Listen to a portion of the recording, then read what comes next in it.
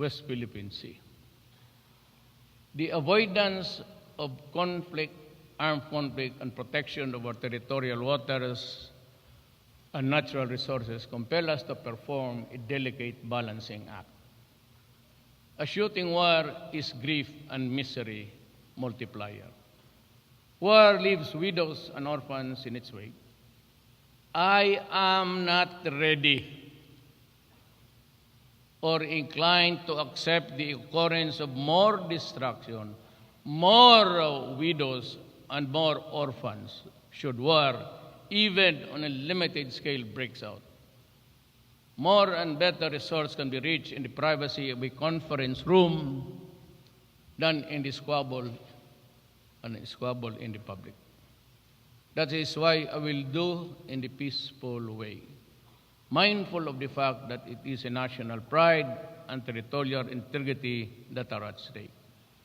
Short of expressly advocating a call to arms, there are those who say that we should stand up and stop those who fish in our economic zone. Of course, we will do in due time. There is, alam mo ganito yan eh. When I became president, and when the M16 rifles were canceled by America upon the prodding of the U.S. Congress, I found myself in a quandary because reports were already very ripe na there was the passing of arms in Marawi. And because of the arms were already mostly in the hands of the police, hands me down from the army, were quite old. And sometimes the bolt that pushes the bullet flies out, and the barrel has really become loose, and there are no more lands and means to push it into a circular trajectory to maintain its accuracy. So I was forced to go to China. Mabutit na lang na masabi ko sa inyo to.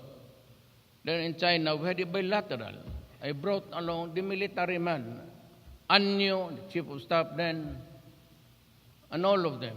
Lorenzana, Esperon, National Security.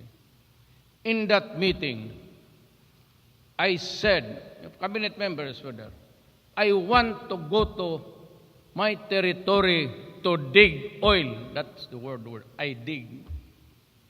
Because that is ours.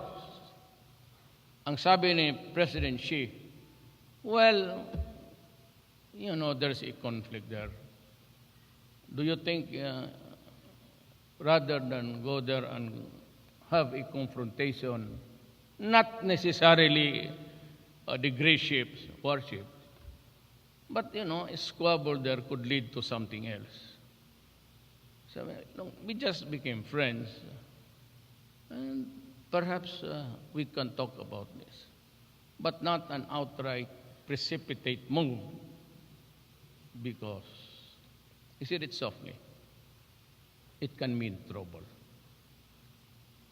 If the trouble comes out from the mouth of a president of a republic, anong magawa mo? So, what did I answer?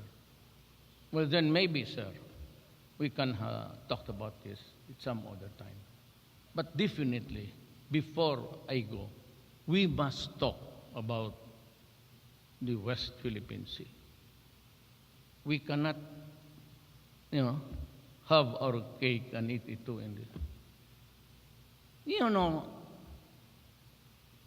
I cannot go there even to bring the Coast Guard to drive them away. China also claims the property and he is in possession. Yan ang problema. Sila yung in possession and claiming all the resources there as an owner.